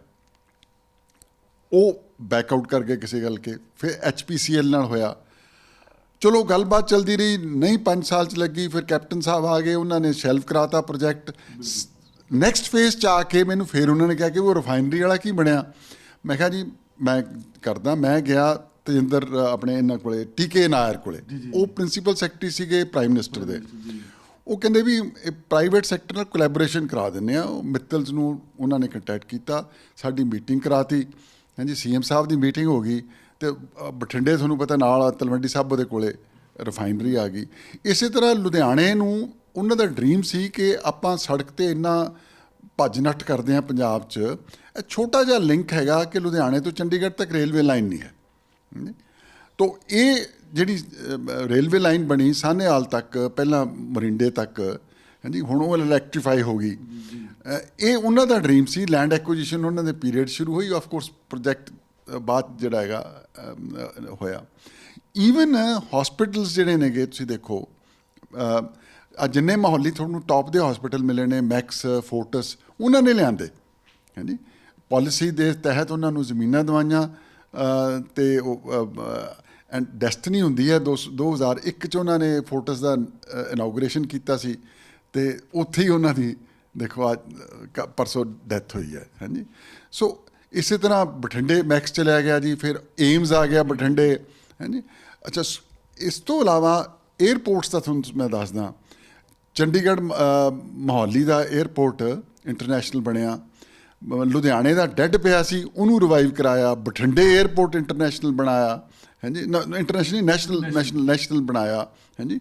ਉਹ ਦੂਜੀ ਗੱਲ ਹੈ ਕਿ ਲੁਧਿਆਣੇ ਜਾਂ ਬਠਿੰਡੇ ਟ੍ਰੈਫਿਕ ਦੀ ਉਨੀ ਕਮਰਸ਼ੀਅਲੀ ਵਾਇਬਲ ਨਾ ਹੋਣ ਕਰਕੇ ਰੈਗੂਲਰ ਫਲਾਈਟਸ ਨਹੀਂ ਚੱਲ ਰਹੀਆਂ, ਕਦੇ ਕਦੇ ਚੱਲਦੀਆਂ ਨੇ ਫਿਕਸ ਡੇਜ਼ ਦੇ ਉੱਤੇ, ਬਟ ਇਹ ਸਾਰਾ ਕੰਮ ਉਹਨਾਂ ਦਿਨਾਂ 'ਚ ਹੀ ਹੋਇਆ। ਐਜੂਕੇਸ਼ਨ ਦੇ ਉੱਤੇ ਖਾਸ ਕਰਕੇ ਸਾਇੰਸ ਸਿਟੀ ਬਣਾਉਣ ਦਾ ਇੱਕ ਉਹਨਾਂ ਦਾ ਸੀਗਾ ਮਨ, ਅਤੇ ਉਹ ਫਿਰ ਮੈਂ ਦਿੱਲੀ ਗਿਆ, ਟੀਕੇ ਨਾਇਰ ਨੂੰ ਮਿਲਿਆ, ਪਲੈਨਿੰਗ ਕਮਿਸ਼ਨ ਦੇ ਚੇਅਰਮੈਨ ਨੂੰ ਮਿਲਿਆ, ਆਹਲੂਵਾਲੀਆ ਸਾਹਿਬ ਸੀਗੇ, ਅਤੇ ਡਿਸਕਸ਼ਨ ਦੇ ਵਿੱਚ ਦੋਨਾਂ ਨੇ ਇਹ ਕਿਹਾ ਵੀ ਦੇਖੋ IIT ਅਤੇ IIM ਦੋਨਾਂ 'ਚੋਂ ਇੱਕ ਤਾਂ ਅਸੀਂ ਤੁਹਾਨੂੰ ਦੇ ਦਿਆਂਗੇ, ਦੂਜਾ ਤੁਸੀਂ ਪ੍ਰਾਈਵੇਟ ਪਬਲਿਕ ਪਾਰਟੀਸਪੇਸ਼ਨ 'ਚ ਲਿਆਓ, ਹਾਂਜੀ। ਅਤੇ ਇੱਕ ਬਾਇਓਟੈਕਨੋਲੋਜੀ ਇੰਸਟੀਚਿਊਟ ਦਿੱਤਾ ਉਹਨਾਂ ਨੇ, ਇੱਕ Indian institute of science education and research IISER, ਹਾਂਜੀ, ਦਿੱਤਾ, ਜਿਹੜਾ ਹੁਣ ਮੋਹਾਲੀ ਬਣ ਚੁੱਕਿਆ ਹੈਗਾ। ਤੋ ਉਹ ਫਿਰ ਟੀਕੇ ਨਾਇਰ ਦੀ ਮੈਂ ਹੈਲਪ ਲਈ PM ਆਫਿਸ ਦੀ, ਕਿ ਵੀ ਪਬਲਿਕ ਪ੍ਰਾਈਵੇਟ ਪਾਰਟੀਸਪੇਸ਼ਨ ਕਰਨੀ ਹੈਗੀ। ਤੋ ISB ਹੈਦਰਾਬਾਦ ਉਸ ਟਾਈਮ ਟੌਪ ਦਾ ਸਾਡਾ ਮੈਨੇਜਮੈਂਟ ਦਾ ਸਕੂਲ ਸੀ, ਉਹਨਾਂ ਨਾਲ ਕੰਟੈਕਟ ਕੀਤਾ, ਮੀਟਿੰਗਾਂ ਕੀਤੀਆਂ, ISB ਮੋਹਾਲੀ ਬਣ ਗਿਆ, ਹਾਂਜੀ, Indian school of business. IIT Ropar ਆ ਗਿਆ, ਉਹ ਕਹਿੰਦੇ ਜਗ੍ਹਾ ਦੇ ਦਿਓ ਅਸੀਂ ਬਣਾ ਦਿੰਦੇ ਹਾਂ। ਉਹ ਦਰਿਆ ਦੇ ਕੰਢੇ ਦੇ ਉੱਤੇ ਪਈ ਸੀ ਜ਼ਮੀਨ ਜੀ, ਉਹ ਉਹਨਾਂ ਨੂੰ ਦਵਾਈ ਜਿਹੜੀ ਹੈ। ਇਸੇ ਤਰ੍ਹਾਂ ਫਿਰ IIM ਅੰਮ੍ਰਿਤਸਰ ਆਇਆ। ਤੋ ਇਹ ਮਤਲਬ ਉਹਨਾਂ ਦਾ ਜੋ ਜਜ਼ਬਾ ਸੀਗਾ, ਫਿਰ ਉਹ ਇਸੇ ਪੀਰੀਅਡ ਦੇ ਵਿੱਚ ਉਹ ਕਹਿੰਦੇ ਆਪਾਂ ਆਦਰਸ਼ ਸਕੂਲ ਖੋਲ੍ਹੇ ਸੀਗੇ, ਉਹ ਰੁਲ ਗਏ। ਦੇਖੋ ਇਹ ਬੜੀ ਸਾਡੀ ਸਿਸਟਮ ਦੀ ਨਾ ਇੱਕ ਵੀਕਨੈਸ ਹੈ ਕਿ ਜਦ ਗਵਰਨਮੈਂਟ ਬਦਲਦੀ ਹੈ, ਅਗਲੀ ਗਵਰਨਮੈਂਟ ਓਨ ਨਹੀਂ ਕਰਦੀ, ਉਹ ਜਿਹੜੀ ਹੈ ਉਹ ਨੈਗਲੈਕਟ ਹੋ ਜਾਂਦੇ ਨੇ ਪ੍ਰੋਜੈਕਟ ਜਿਹੜਾ ਹੈ। ਕਈ ਵਾਰ ਹੁੰਦਾ ਕਿ ਉਹ ਪ੍ਰੋਜੈਕਟਸ ਨੂੰ ਨਵਾਂ ਨਾਂ ਦੇ ਕੇ ਨਵੀਂ ਸ਼ੇਪ ਦੇ ਵਿੱਚ ਲੈ ਆਉਂਦੇ ਨੇਗੇ। ਸੋ ਆਦਰਸ਼ ਸਕੂਲ ਵੀ ਜਿਹੜੇ ਸੀਗੇ ਉਹ ਸਕੂਲ ਐਜੂਕੇਸ਼ਨ ਬੋਰਡ ਦੇ ਪੱਲੇ ਪਾਤੇ ਨਵੀਂ ਸਰਕਾਰ ਨੇ ਆ ਕੇ, ਤੇ ਰੁਲ ਜੇ ਗਏ। ਫਿਰ ਉਹਨਾਂ ਨੇ ਇੰਡਸਟਰੀਲਿਸਟ ਨਾਲ ਮੀਟਿੰਗ ਕੀਤੀ ਦਿੱਲੀ ਜਾ ਕੇ, ਸਾਰੇ ਪੰਜਾਬ ਦੇ ਵੱਡੇ ਵੀ ਤੁਸੀਂ ਆਦਰਸ਼ ਸਕੂਲ ਨੂੰ ਟੇਕ ਓਵਰ ਕਰ ਲਓ, ਹਾਂਜੀ, ਇਨ ਹਿਜ਼ ਸੈਕੰਡ ਲਾਸਟ ਟਰਮ ਜਿਹੜੀ ਹੈਗੀ ਹੈ। ਅਤੇ ਨਾਲ ਹੀ ਇੱਕ ਜਿਹੜਾ ਨਵਾਂ ਮੈਰੀਟੋਰੀਅਸ ਸਕੂਲਸ ਦੀ ਕੰਸੈਪਟ ਲਿਆਂਦੀ ਕਿ ਟੌਪ ਦੇ ਬੱਚਿਆਂ ਨੂੰ ਲਿਆਂਦਾ ਜਾਏ। ਮਹਾਰਾਜਾ ਰਣਜੀਤ ਸਿੰਘ ਅਕੈਡਮੀ ਜਿਹੜੀ ਹੈਗੀ ਹੈ ਫੌਜ ਦੇ ਵਿੱਚ ਬੱਚਿਆਂ ਨੂੰ ਭੇਜਣ ਦੇ ਲਈ, ਹਾਂਜੀ, ਹੋਇਆ। ਉਦੋਂ ਪਹਿਲਾਂ 1980 'ਚ ਉਹਨਾਂ ਨੇ ਅਨੰਦਪੁਰ ਸਾਹਿਬ ਖੋਲ੍ਹਿਆ ਸੀਗਾ ਦਸ਼ਮੇਸ਼ ਅਕੈਡਮੀ, ਔਰ ਉਹਦੇ 'ਚ ਬੜੇ ਟੌਪ ਦੇ ਇੰਡੀਆ ਦੇ ਜਰਨੈਲ, marshal of air force late Arjan Singh ji, BM Singh air marshal, ਇਹੋ ਜਿਹੇ ਬੰਦੇ ਉਹਦੇ ਬੋਰਡ ਆਫ ਡਾਇਰੈਕਟਰਸ ਦੇ ਸੀਗੇ, ਹਾਂਜੀ। ਉਹ ਵੀ ਪ੍ਰੋਬਲਮ ਇਹੀ ਆ ਜਾਂਦੀ ਹੈ ਜੀ ਕਿ ਓਨ ਨਹੀਂ ਕਰਦੀਆਂ ਸਕਸੈਸਿਵ ਗਵਰਨਮੈਂਟਸ ਜਿਹੜੀਆਂ ਨੇਗੀਆਂ। ਹੋਰ ਤੁਹਾਨੂੰ ਦੱਸਦਾ ਵੀ ਉਹਨਾਂ ਦਾ ਜਿਹੜਾ 300 ਸਾਲਾ ਮਨਾਇਆ, ਉਦੋਂ ਮੈਂ ਪ੍ਰਿੰਸੀਪਲ ਸੈਕਟਰੀ ਸੀ CM ਦਾ। ਅਸੀਂ ਇਜ਼ਰਾਈਲ ਗਏ। ਇਜ਼ਰਾਈਲ ਜਾ ਕੇ ਉਹਨਾਂ ਨੂੰ ਦੋ ਚੀਜ਼ਾਂ ਨੇ ਬੜਾ ਇੰਪ੍ਰੈਸ ਕੀਤਾ। ਇੱਕ ਤਾਂ ਉੱਥੇ ਦੀ ਡੇਰੀ ਡਿਵੈਲਪਮੈਂਟ, ਅਤੇ ਦੂਜਾ ਸੀਗਾ ਉਹਨਾਂ ਦਾ ਹੋਲੋਕਾਸਟ ਮਿਊਜ਼ੀਅਮ, ਜਿੱਥੇ ਜਿਊਆਂ ਦੇ ਉੱਤੇ ਜੋ ਸਾਰੇ ਵਿਸ਼ਵ ਦੇ ਵਿੱਚ ਮਤਲਬ ਕਰੂਐਲਿਟੀਜ਼ ਹੋਈਆਂ ਨੇਗੀਆਂ, ਉਹਦੀ ਮੈਮਰੀ 'ਚ ਹੈਗਾ। ਬੜਾ ਟਚਿੰਗ ਜਿਹਾ ਸੀਗਾ। ਅਤੇ ਮੈਨੂੰ ਕਹਿੰਦੇ ਜੀ ਇਹ ਆਰਕੀਟੈਕਟ ਦਾ ਪਤਾ ਕਰੋ ਔਰ ਉਹਨੂੰ ਬੁਲਾਓ, ਹਾਂਜੀ। ਸੋ ਮੈਂ ਐਮਬੈਸੀ ਵਾਲਿਆਂ ਨੂੰ ਕਿਹਾ, ਉੱਥੇ ਉਹਨਾਂ ਨੇ ਸਾਨੂੰ ਕੰਟੈਕਟ ਕਰਾਤਾ, ਉਹਦੇ ਨਾਲ ਮੀਟਿੰਗ ਕਰਾਤੀ ਜਿਹੜੀ ਹੈਗੀ ਹੈ, ਅਤੇ ਬਾਦਲ ਸਾਹਿਬ ਨੇ ਉਹਨੂੰ ਪਰਸਨਲ ਇਨਵੀਟੇਸ਼ਨ ਦਿੱਤਾ ਵੀ ਤੂੰ ਆ ਜਾ ਪੰਜਾਬ। ਇੱਥੇ ਲਿਆਂਦਾ ਹੈਲੀਕਾਪਟਰ 'ਚ, ਮੈਂ ਉਹਨੂੰ 2-3 ਜਗ੍ਹਾ ਜਿਹੜੇ ਆਪਣੇ ਤੀਰਥ ਸਥਾਨ ਨੇ ਸਿੱਖਾਂ ਦੇ ਮੇਨ, ਅੰਮ੍ਰਿਤਸਰ, ਅਨੰਦਪੁਰ ਸਾਹਿਬ, ਮੁਕਤਸਰ ਸਾਹਿਬ, ਹਾਂਜੀ, ਇਹ ਸਾਰੇ ਫਲਾਈ ਕਰਾ ਕੇ ਜ਼ਮੀਨਾਂ ਦਿਖਾਈਆਂ। ਮੈਂ ਕਿਹਾ ਆਹ ਨੇ ਆਪਸ਼ਨਸ ਜਿਹੜੀਆਂ ਨੇ।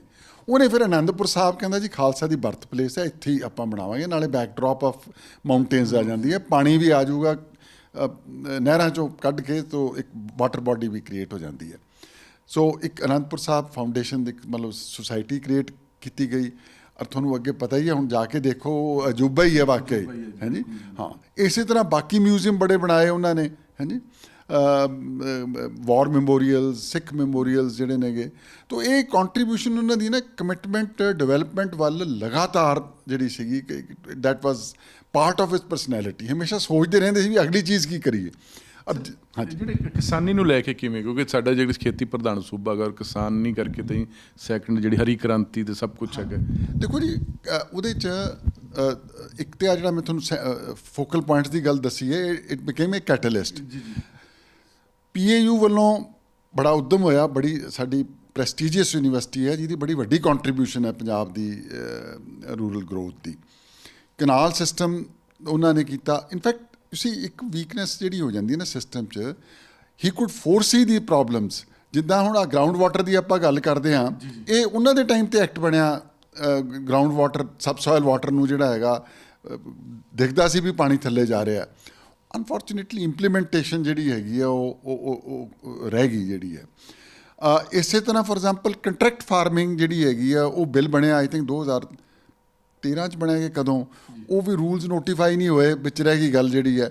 ਸੋ ਮਤਲਬ ਮੋਡਰਨਿਟੀ ਵੱਲ ਵੀ ਖੇਤੀ ਨੂੰ ਲਿਜਾਣ ਦਾ ਉਹਨਾਂ ਦਾ ਯੋਗਦਾਨ ਹੈ। ਅਤੇ ਉਹ ਇਹ ਚਾਹੁੰਦੇ ਸੀਗੇ ਕਿ ਜੋ ਅੱਗੇ ਨੂੰ ਪੰਜਾਬ ਦੇ ਵਿੱਚ ਪਾਣੀ ਦਾ ਪ੍ਰੋਬਲਮ ਆਏਗੀ, ਕ੍ਰੋਪਿੰਗ ਪੈਟਰਨ ਦੀ ਪ੍ਰੋਬਲਮ ਆਏਗੀ, ਇਹਨੂੰ ਡਿਵਰਸੀਫਾਈ ਕਰਾਈਏ। ਇੱਕ ਉਹਨਾਂ ਦਾ ਡਿਸੀਜ਼ਨ ਜਿਹੜਾ, ਉਹ ਕਈ ਡਿਸੀਜ਼ਨ ਉਹਦੇ ਪੋਪੂਲਿਸਟ ਸੀਗੇ। ਦੇਖੋ ਉਹ ਰਿਐਲਿਟੀ ਆਫ ਲਾਈਫ ਹੈ। ਬਿਜਲੀ ਮਾਫ ਕਰਨਾ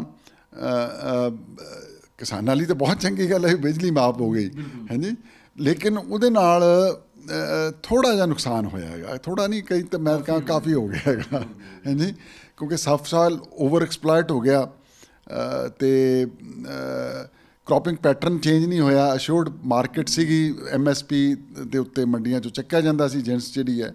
ਸੋ ਉਹ ਜੋ ਲੋੜ ਸੀਗੀ ਡਾਇਵਰਸੀਫਿਕੇਸ਼ਨ ਦੀ, ਉਹ ਨਹੀਂ ਹੋ ਸਕੀ। ਬਾਕੀ ਐਡਮਿਨਿਸਟ੍ਰੇਸ਼ਨ 'ਚ ਵੀ ਉਹਨਾਂ ਦੇ ਇੰਪਰੂਵਮੈਂਟ ਦਾ ਬੜਾ ਯੋਗਦਾਨ ਹੈ। ਦੇਖੋ ਉਦੋਂ ਮੈਂ ਚੀਫ ਸੈਕਟਰੀ ਸੀਗਾ ਅਤੇ ਡਿਸਕਸ਼ਨ ਹੋਈ ਕਿ ਸੁਧਾਰ ਕਿਵੇਂ ਲਿਆਂਦਾ ਜਾਏ। ਮੈਂ ਕਿਹਾ ਜੀ ਸੁਧਾਰ ਦੋ ਕਿਸਮ ਦਾ ਹੁੰਦਾ ਐਡਮਿਨਿਸਟ੍ਰੇਸ਼ਨ 'ਚ। ਇੱਕ ਤਾਂ ਹੈਗਾ ਕਿ ਤੁਸੀਂ ਵੈਲਿਊਜ਼ ਚੇਂਜ ਕਰੋ ਅਫਸਰਾਂ ਦੀਆਂ, ਹੈ ਜੀ, ਐਟੀਟਿਊਡ ਐਂਡ ਵੈਲਿਊਜ਼। ਮੈਂ ਕਿਹਾ ਇਹ ਗੱਲ ਬੜੀ ਲੰਬੀ ਹੈ ਜੀ, ਇਹ ਸਾਡੇ ਵੱਡੇ ਗੁਰੂ ਜਿਹੜੇ ਨੇ ਉਹ ਨਹੀਂ ਚੇਂਜ ਕਰ ਸਕੇ। ਇੰਨਾ ਸਾਨੂੰ ਉਪਦੇਸ਼ ਦੇ ਕੇ ਗਏ ਨੇਗੇ, ਇੰਨੀ ਚੰਗੀ ਸੋਹਣੀ ਫਿਲਾਸਫੀ ਦੇ ਕੇ ਗਏ ਨੇਗੇ, ਹਾਂਜੀ। ਤਾਂ ਇਹ ਮੈਂ ਕਿਹਾ ਗੱਲ ਹੈਗੀ ਲੰਬੀ ਅਤੇ ਨਾ ਆਪਾਂ ਤਾਂ ਹੋਣੀ ਹੈ। ਦੂਜਾ ਹੈਗਾ ਕਿ ਆਪਾਂ ਸਟਰਕਚਰਸ ਨੂੰ ਰੀਮੋਡੀਫਾਈ ਕਰੀਏ ਔਰ ਇਹਨੂੰ ਇੰਪਰਸਨਲ ਬਣਾਉਣ ਦੀ ਕੋਸ਼ਿਸ਼ ਕਰੀਏ, ਤਾਂ ਕਿ ਐਲੀਮੈਂਟ ਆਫ ਡਿਸਕ੍ਰਿਸ਼ਨ ਜਿਹੜਾ ਹੈਗਾ ਸਿਸਟਮ 'ਚ ਉਹਨੂੰ ਕੱਢ ਦਿੱਤਾ ਜਾਏ। ਤਾਂ ਉਹ ਫਿਰ ਗਵਰਨੈਂਸ ਰਿਫਾਰਮਸ ਕਮਿਸ਼ਨ ਬਣਾਇਆ ਹੈ ਜੀ, ਉਹਨੇ 2-2.5 ਸਾਲ ਲਾ ਕੇ ਰਿਪੋਰਟ ਦਿੱਤੀ। ਆਹ ਜਿਹੜੇ ਤੁਸੀਂ ਦੇਖਦੇ ਹੋਗੇ ਸੁਵਿਧਾ ਸੈਂਟਰਸ ਇੰਨਾ ਸਪਰੈਡ ਹੋਇਆ ਹੈ ਜੀ। ਵੈਸੇ ਕਈ ਸਟੇਟਾਂ ਨੇ ਪਹਿਲਾਂ ਅਡੋਪਟ ਕਰ ਲਏ ਸੀ। ਹੈਦਰਾਬਾਦ ਮੈਂ ਜਾ ਕੇ ਦੇਖ ਕੇ ਆਇਆ ਸੀਗਾ, ਉਹ ਚੰਦਰ ਬਾਬੂ ਨਾਇਡੂ ਨੇ ਲਿਆਂਦੇ ਸੀਗੇ ਹਾਂਜੀ। ਤੋ ਉਹ ਅੱਜ ਜਿਸ ਉਹ ਸੁਵਿਧਾ ਸੈਂਟਰ ਨੇ ਸਾਨੂੰ, ਉਹ it becomes part of air habit. ਉਹ ਕਹਿੰਦੇ ਕੀ ਹੈ ਇਹ, ਅੱਜ ਆਪਾਂ ਇਹ ਕਹਿ ਦਿੰਦੇ ਕੀ ਹੈ ਇਹ, ਹਾਂਜੀ। ਲੇਕਿਨ ਤੁਸੀਂ ਦੇਖੋ ਵੀ ਅੱਗੇ ਕਿਵੇਂ ਖੱਜਲ ਖਵਾਰੀ ਹੁੰਦੀ ਸੀਗੀ। ਹੁਣ ਤੁਸੀਂ ਬੱਚੇ ਹੁਣ ਤਾਂ ਆਨਲਾਈਨ ਵੀ ਅਪਲਾਈ ਕਰ ਦਿੰਦੇ ਨੇਗੇ ਜੀ, ਫਿਜ਼ੀਕਲੀ ਵੀ ਜਾਣ ਦੀ ਲੋੜ ਨਹੀਂ, ਕਾਰਡ ਨਾਲ ਪੇਮੈਂਟ ਹੋ ਜਾਂਦੀ ਉਹਦੀ ਫੀਸ ਦੀ, ਬੈਠੇ ਬਿਠਾਏ ਤੁਹਾਨੂੰ ਕਾਪੀਜ਼ ਮਿਲ ਜਾਂਦੀਆਂ ਡਾਕੂਮੈਂਟਸ ਦੀਆਂ, ਹਾਂਜੀ। ਔਰ ਉਹਨੂੰ ਅੱਗੇ ਉਹਨਾਂ ਨੇ ਸਪਰੈਡ ਕੀਤਾ। ਫਿਰ ਉਹ ਚਲੋ ਆਈ ਵੁੱਡ ਸੇ ਉਹ ਵੀ ਗਵਰਨਮੈਂਟ ਚੇਂਜ ਹੋ ਗਈ, ਗੱਲ ਮੁੱਕ ਗਈ ਕਿ ਵੀ ਹਰ ਡਿਵੈਲਪਮੈਂਟ ਬਲਾਕ ਦੇ ਵਿੱਚ 2-3 ਸੁਵਿਧਾ ਸੈਂਟਰ ਹੋ ਜਾਣ ਤਾਂ ਕਿ ਤਹਿਸੀਲ ਆਉਣ ਦੀ ਵੀ ਲੋੜ ਨਾ ਪਵੇ, ਹਾਂਜੀ। ਇੱਕ ਹੁੰਦਾ CM ਦਾ ਇੱਕ ਬੜਾ ਔਰਾ ਹੁੰਦਾ ਨਾ, CM ਕੋਈ ਹੋਵੇ, ਬਿਊਰੋਕ੍ਰੇਸੀ ਤੇ ਵੀ ਕਾਫੀ ਖੌਫ ਰਹਿੰਦਾ ਹੁੰਦਾ ਕਿ ਨਹੀਂ ਜੀ ਬਾਦਲ ਸਾਹਿਬ ਨੇ ਸਵੇਰੇ 6 ਵਜੇ ਉੱਠ ਕੇ ਵੀ ਕਾਲ ਕਰ ਸਕਦੇ। ਖੌਫ ਨਹੀਂ ਸੀਗਾ ਉਹਨਾਂ ਨਾਲ। ਦੇਖੋ ਮੈਂ ਦੱਸਾਂ, ਖੌਫ would be a wrong word ਜੀ, ਕਿਉਂਕਿ ਉਹ ਤਾਂ ਇੰਨੇ ਪਿਆਰ ਦੇ ਨਾਲ ਗੱਲ ਕਰਦੇ ਸੀਗੇ। ਕਈ ਵਾਰ ਹੁੰਦਾ ਸੀਗਾ public criticism and public opinion ਤੋਂ ਬਹੁਤ ਸੈਂਸਿਟਿਵ ਸੀ, ਬਹੁਤ ਸੈਂਸਿਟਿਵ ਸੀਗੇ। ਉਹਨਾਂ ਦਾ ਕਈ ਵਾਰ ਸੁਬਾਹ 5 ਵਜੇ ਜਿਹੜਾ ਹੈਗਾ ਫੋਨ ਆ ਜਾਣਾ, ਉਹ ਆਹ ਦੇਖੀ ਹੈ ਜੀ ਤੁਸੀਂ ਖਬਰ ਕੀ ਲੱਗੀ, ਹਾਂਜੀ ਦੱਸੋ ਮੈਨੂੰ ਜੀ, ਪਤਾ ਕਰਕੇ ਦੱਸੋ ਹੁਣ ਤੱਕ, ਹਾਂਜੀ। ਅਤੇ ਹੀ ਵੁੱਡ ਐਕਸਪੈਕਟ ਕਿ ਵੀ ਤੁਸੀਂ ਉਹਦੀ ਪੂਰੀ ਇਨਵੈਸਟੀਗੇਸ਼ਨ ਕਰਕੇ ਕਰੈਕਟਿਵ ਮੈਜਰਸ ਕੀ ਲੈਣੇ ਨੇ ਲਓ। ਇਨਫੈਕਟ ਬਾਅਦ 'ਚ ਤਾਂ ਉਹਨਾਂ ਨੇ ਮੇਰੇ ਜਾਣ ਤੋਂ, ਮੈਂ ਚਲਾ ਗਿਆ ਸੀ ਇਨਫੋਰਮੇਸ਼ਨ ਕਮਿਸ਼ਨ, ਇਹਨੂੰ ਇੰਸਟੀਟਿਊਸ਼ਨਲਾਈਜ਼ ਕਰ ਲਿਆ ਕਿ ਪ੍ਰਿੰਸੀਪਲ ਸੈਕਟਰੀ ਉਦੋਂ ਦਾ, ਹਾਂਜੀ, CM ਦਾ, ਅਤੇ ਡਾਇਰੈਕਟਰ ਪਬਲਿਕ ਰਿਲੇਸ਼ਨ ਪੁਰੀ ਹੁੰਦਾ ਸੀਗਾ, ਜਗਜੀਤ ਪੁਰੀ, ਸ਼ਾਇਦ ਤੁਸੀਂ ਜਾਣਦੇ ਹੋ, ਹਾਂਜੀ। ਉਹ ਕਿ ਮੇਰੇ ਘਰੇ ਆ ਜਾ ਕਰੋ ਸੁਬਾਹ 7 ਵਜੇ, ਆਪਾਂ ਇਕੱਠੇ ਬਹਿ ਕੇ ਅਖਬਾਰ ਪੜ੍ਹਿਆ ਕਰਾਂਗੇ। ਤੋ ਇਹ ਪੜ੍ਹ ਕੇ, ਸੋ ਉਹ ਜੇ ਉਹਨਾਂ ਨੂੰ ਕੋਈ ਲੱਗਦੀ ਸੀ ਕਮੀ ਖਾਮੀ, ਜਿਹੜੀਆਂ ਹੁੰਦੀਆਂ ਹੀ ਨੇ ਹਰ ਸਿਸਟਮ ਦੇ ਵਿੱਚ ਆਉਂਦੀਆਂ ਨੇਗੀਆਂ, ਉਹ ਨਾਲ ਦੀ ਨਾਲ ਕੰਸਰਨਡ ਅਫਸਰ ਨੂੰ ਟੈਲੀਫੋਨ ਕਰਦੇ ਸੀਗੇ, ਕਹਿੰਦੇ ਸੀ ਵੀ ਇਹਦਾ ਮੈਨੂੰ ਪਤਾ ਕਰਕੇ ਦੱਸ, ਇਹਦੀ ਕਰੈਕਸ਼ਨ ਕਰ, ਇਹਦਾ ਜਵਾਬ ਦੇ ਜਿਹੜਾ ਹੈ। ਤਾਂ ਉਹਦੇ ਨਾਲ ਡਰ ਕੋਈ ਨਹੀਂ ਸੀ ਕਿਸੇ ਦੇ ਮਨ 'ਚ, ਲੇਕਿਨ ਉਹਨਾਂ ਦੀ ਸੁਪਰਵਿਜ਼ਨ ਇੰਨੀ ਸਟਰੋਂਗ ਸੀਗੀ, ਹਾਂਜੀ। ਉਹਨਾਂ ਦੀ ਜਿਹਨੂੰ ਕਹਿੰਦੇ ਆਪਾਂ ਪੈਰਵੀ ਉਹਦੀ ਜਿਹੜੀ ਇੰਨੀ ਜ਼ਿਆਦਾ ਸੀਗੀ ਕਿ ਉਹ ਮਤਲਬ ਪੁਸ਼ ਕਰਦੇ ਸੀ ਆਪਦੇ। ਲੋੜ ਪੈਣ ਤੇ ਡਾਇਰੈਕਟ SSP DC ਤੱਕ ਫੋਨ ਆਪ ਹੀ ਫੋਨ ਕਰਦੇ ਸੀ, ਆਪ ਹੀ ਫੋਨ। ਮੈਂ ਤੁਹਾਨੂੰ ਦੱਸਦਾ ਸੋ ਮੱਚ ਉਹਨਾਂ ਦਾ ਪਬਲਿਕ ਕਨੈਕਟ ਦੀ ਮੈਂ ਤੁਹਾਨੂੰ ਪਹਿਲਾਂ ਗੱਲ ਦੱਸੀ ਹੈਗੀ। ਇੱਕ ਵਾਰ ਅਸੀਂ ਬੈਠੇ ਸੀਗੇ ਅਫਸਰਸ ਮੀਟਿੰਗ ਹੋ ਰਹੀ ਸੀਗੀ ਅਤੇ ਸਡਨਲੀ ਉਹ ਆਈਜੀ ਇੰਟੈਲੀਜੈਂਸ ਜਿਹੜੇ ਸੀ ਆਏ ਸੀਗੇ। ਉਹਨਾਂ ਨੇ ਆ ਕੇ ਦੱਸਿਆ ਜੀ ਵੀ ਉਹ ਕੋਈ ਜ਼ਰੂਰੀ ਗੱਲ ਕਰਨਾ ਚਾਹੁੰਦੇ। ਕਹਿੰਦੇ ਕੋਈ ਨਹੀਂ, ਬਿਠਾਓ, ਮੈਂ ਹੁਣੀ ਆਉਣਾ। ਚਲੋ ਮੀਟਿੰਗ ਖਤਮ ਹੋ ਗਈ, ਆਈਜੀ ਸਾਹਿਬ ਆ ਗਏ ਅਤੇ ਉਹ ਦੱਸਣ ਲੱਗੇ ਜੀ ਕਿ ਫਲਾਨੀ ਜਗ੍ਹਾ ਵਾ। ਉਹ ਕਹਿੰਦੇ ਜੀ ਮੈਨੂੰ ਫੋਨ ਆ ਗਿਆ ਸੀ ਕਿਸੇ ਨੇ ਉਹ ਇਲਾਕੇ 'ਚੋਂ ਫੋਨ ਕਰਤਾ ਸੀ। ਸੋ ਉਹਨਾਂ ਦਾ ਮਤਲਬ ਪਰਸਨਲ ਫੀਡਬੈਕ ਉਹਨਾਂ ਨੂੰ ਬਹੁਤ ਜ਼ਿਆਦਾ ਸੀ ਕਿ 1-to-1 ਕੰਟੈਕਟ ਬਹੁਤ ਜ਼ਿਆਦਾ ਸੀ ਉਹਨਾਂ ਦਾ। ਬਿਊਰੋਕ੍ਰੇਸੀ 'ਚ ਇਹ ਰਿਹਾ ਹੈਗਾ ਕਿ ਯਾਰ ਬਾਦਲ ਸਾਹਿਬ ਆ, ਉਹਨਾਂ ਟਾਈਮ 'ਤੇ ਆ ਜਾਣਾ ਹੈਗਾ, ਆਪਾਂ 10 ਮਿੰਟ ਉਹਨਾਂ ਤੋਂ ਪਹਿਲਾਂ ਚੱਲ ਜਾਈਏ ਜੀ। ਹਾਂਜੀ, ਇਹ ਠੀਕ ਹੈ ਜੀ। ਦੇਖੋ ਇੱਕ ਹੋਰ ਤੁਹਾਨੂੰ ਉਹਨਾਂ ਦਾ ਕਰੈਕਟਰਿਸਟਿਕ ਦੱਸਾਂ ਕਿ ਨਾ ਤਾਂ ਉਹ ਘੜੀ ਰੱਖਦੇ ਸੀ ਆਪਦੇ ਕੋਲੇ ਜੀ, ਨਾ ਉਹਨਾਂ ਕੋਲ ਪੈਨ ਸੀ ਜੀ। ਉਹ 15 ਸਾਲ 17-18 ਸਾਲ ਪੰਜਾਬ ਤੇ ਸੀਐਮ ਰਹਿ ਗਏ ਨੇ, ਲੇਕਿਨ ਟਾਈਮ ਨਹੀਂ ਸੀ ਉਹ ਲੂਜ਼ ਹੁੰਦੇ। ਮਿਡਲ ਆਫ ਦਾ ਮੀਟਿੰਗ ਉਹਨਾਂ ਨੂੰ ਯਾਦ ਆ ਜਾਂਦਾ ਸੀ ਵੀ ਅਗਲੀ ਮੀਟਿੰਗ ਦਾ ਟਾਈਮ ਹੋ ਗਿਆ, ਵਾਈਂਡ ਅਪ ਕਰੋ ਬਈ ਜਿਹੜਾ। ਔਰ ਜਿੱਥੇ ਪਹੁੰਚਣਾ ਹੁੰਦਾ 10 ਮਿੰਟ ਪਹਿਲਾਂ ਭਾਵੇਂ ਪਹੁੰਚ ਜਾਣ, ਲੇਟ ਨਹੀਂ ਸੀ ਹੁੰਦੇ। ਬਟ ਇੱਕ ਉਹਨਾਂ ਦੀ ਸੀਗੀ ਕਿ ਉਹ ਡੈਲੀਗੇਟ ਵੀ ਨਹੀਂ ਸੀ ਇੰਨਾ ਜ਼ਿਆਦਾ ਹੋਣ ਦਿੰਦੇ ਕੰਮ ਨੂੰ। ਵੇ ਆਫ ਐਡਮਿਨਿਸਟ੍ਰੇਸ਼ਨ ਹੁੰਦਾ, ਕਈ ਹੁੰਦੇ ਨੇ ਸੀਐਮ ਕਿ ਡਾਇਰੈਕਸ਼ਨ ਦੇਤੀ ਉਹ ਤੋਂ ਬਾਅਦ ਛੱਡ ਦਿਓ ਅਫਸਰਾਂ 'ਤੇ, ਪਰ ਉਹ ਤਾਂ ਕਦਮ ਤੇ ਸਟੈਪ 'ਤੇ ਜਿਹੜਾ ਸੀ ਫੋਲੋ ਅਪ ਕਰਦੇ ਸੀਗੇ। ਸਰ ਕੀ ਹੁੰਦਾ ਨਾ ਕਿ ਪਾਰਟੀ ਦੇ ਐਮਐਲਏ ਜਾਂ ਮੰਤਰੀ ਬਿਊਰੋਕ੍ਰੇਸੀ ਤੋਂ ਨਾਰਾਜ਼ ਹੁੰਦੇ ਜੀ, ਮੇਰਾ ਡਾਇਰੈਕਟਰ ਨਹੀਂ ਚੰਗਾ, ਮੇਰਾ ਸੈਕਟਰੀ ਨਹੀਂ ਚੰਗਾ ਜੀ, ਇਲਾਕੇ ਦਾ ਐਸਡੀਐਮ ਨਹੀਂ ਚੰਗਾ, ਡੀਐਸਪੀ ਨਹੀਂ ਚੰਗਾ। ਉਦੋਂ ਜਿਹੜਾ ਪੱਖ ਆਪਣੇ ਸਾਥੀਆਂ ਦਾ ਪੂਰਦੇ ਕਿ ਬਿਊਰੋਕ੍ਰੇਸੀ ਕਿ ਵਿਚਕਾਰਲਾ ਰਸਤਾ ਲੱਭ ਲੈਂਦੇ? ਨਹੀਂ, ਨਾਰਮਲੀ ਤਾਂ ਉਹ ਸੈਂਟਰਲ ਉਹ ਲੱਭਦੇ ਸੀ ਪਾਥਵੇ, ਹਾਂਜੀ, ਕਨਫਲਿਕਟ ਨਹੀਂ ਸੀ ਜਾਂਦੇ। ਬਟ ਉਹ he was alive to the inputs given by his MLAs and political leaders, ਹਾਂਜੀ, ਸੈਂਸਿਟਿਵ ਸੀ ਇਸ ਗੱਲ ਦੇ ਉੱਤੇ। ਕਈ ਵਾਰ ਇਹ ਠੀਕ ਹੈ ਕਿ ਅਫਸਰ ਸਮਝਦੇ ਸੀ ਵੀ ਸਾਡੀ ਗੱਲ ਤੋਂ ਇਹਨਾਂ ਨੇ ਉਹਨਾਂ ਨੂੰ ਵਜ਼ਨ ਜ਼ਿਆਦਾ ਦੇ ਦਿੱਤਾ, ਬਟ ਨਾਰਮਲੀ ਉਹਨਾਂ ਦੀ ਕੋਸ਼ਿਸ਼ ਇਹੀ ਹੁੰਦੀ ਸੀ ਵੀ ਜੇ ਐਮਐਲਏ ਸਹੀ ਹੈ ਤਾਂ ਉਹਦੀ ਪੂਰੀ ਮੰਨੀ ਜਾਣੀ ਚਾਹੀਦੀ ਹੈਗੀ ਜੀ। ਸਰ ਇੱਕ ਹੋਰ ਵੀ ਹੈਗੇ ਜਦੋਂ ਬਿਊਰੋਕ੍ਰੇਸੀ ਖਾਸ ਕਰਕੇ ਆਪਣੇ ਪੰਜਾਬ ਵਾਲਿਆਂ ਬਾਰੇ ਵੀ ਜ਼ਿਆਦਾ ਛੇਤ ਨਹੀਂ ਵੀ ਕਹਿਤੀ ਹੈ ਕੋਈ ਨਹੀਂ, ਅਗਲੀ ਵਾਰ ਸੀਐਮ ਸਾਹਿਬ ਨੂੰ ਕਿਹੜਾ ਯਾਦ ਹੋਣਾ ਹੈਗਾ। ਇਸ ਕੇਸ ਦੇ ਵਿੱਚ ਬਾਦਲ ਸਾਹਿਬ ਦੇ ਕੇਸ ਦੇ ਵਿੱਚ ਇੱਦਾਂ ਦਾ ਤਾਂ ਨਹੀਂ ਬਿਊਰੋਕ੍ਰੇਸੀ ਕਿ ਨਹੀਂ ਅਗਲੀ ਵਾਰ ਕੋਈ ਗੱਲ ਨਹੀਂ ਕਹਿ ਕੇ ਟਾਲ ਦਾਂਗੇ ਤੇ ਜਾਂ ਨਹੀਂ? ਭੁੱਲਦੇ ਨਹੀਂ ਸੀ। ਅੱਛਾ ਜੀ, ਭੁੱਲਦੇ ਨਹੀਂ ਸੀ ਜੀ, ਨਾ ਹੀ ਵਿਲ ਇੰਪੋਰਟੈਂਟ ਗੱਲਾਂ ਜਿਹੜੀਆਂ ਨੇਗੀਆਂ ਉਹ ਬਿਲਕੁਲ ਨਹੀਂ ਸੀ ਭੁੱਲਦੇ, ਉਹਨਾਂ ਦੇ ਯਾਦ ਰਹਿੰਦੀਆਂ ਸੀ। He had very good memory and follow up ਜਿਹੜਾ ਹੈ।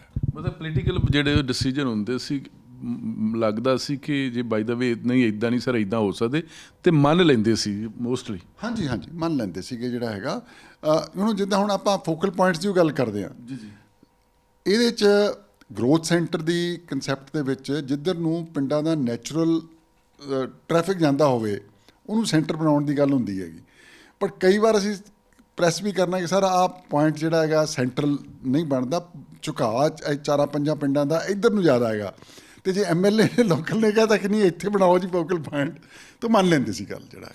ਸੋ ਮਤਲਬ ਉਹ ਹੀ ਵਾਜ਼ ਬੇਸਿਕਲੀ ਇਹ ਪੋਲੀਟੀਕਲ ਪਰਸਨੈਲਿਟੀ ਹੈ ਜੀ। ਤੋ ਉਹਨਾਂ ਦਾ ਸਰਪੰਚ ਤੋਂ ਸ਼ੁਰੂ ਹੋ ਕੇ ਕੈਰੀਅਰ ਆਰੰਭ ਹੋਇਆ, ਤੋ ਉਹ ਹੀ ਵਾਜ਼ ਅ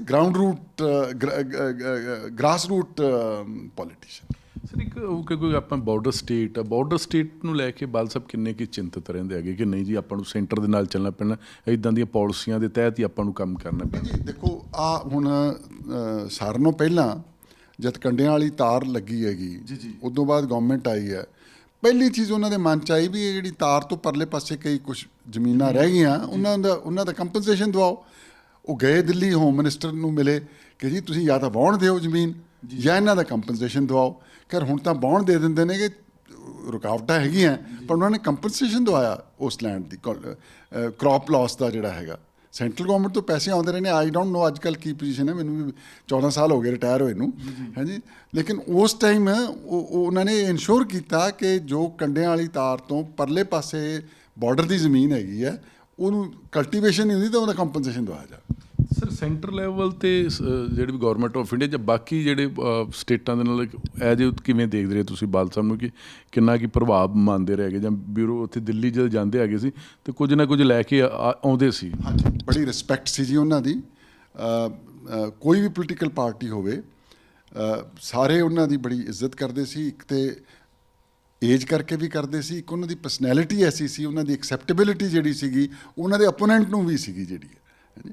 ਸੋ ਉਹਦੇ ਕਰਕੇ ਜਦ ਵੀ ਕੋਈ ਅਸੀਂ ਇਸ਼ੂ ਲੈ ਕੇ ਗਏ ਹਾਂ ਗਵਰਨਮੈਂਟ ਆਫ ਇੰਡੀਆ ਦੇ ਵਿੱਚ, ਉਹ ਇਨਵੇਰੀਏਬਲੀ ਉਸ ਫਾਰਮ 'ਚ ਨਾ ਮੰਨਣ, ਉਹਦੇ 'ਚ ਕੋਈ ਮੋਡੀਫਿਕੇਸ਼ਨ ਲੈ ਆਉਣ, ਕੋਈ ਚੇਂਜਸ ਲੈ ਆਉਣ, ਉਹ ਦੂਜੀ ਗੱਲ ਹੈ, ਲੇਕਿਨ ਇਨਵੇਰੀਏਬਲੀ ਐਡਰੈਸ ਜ਼ਰੂਰ ਹੁੰਦਾ ਸੀ ਉਹ ਇਸ਼ੂ।